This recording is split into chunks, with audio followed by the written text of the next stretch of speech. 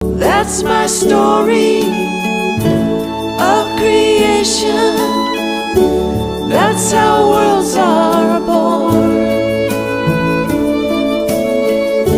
How from not a thought becomes a form.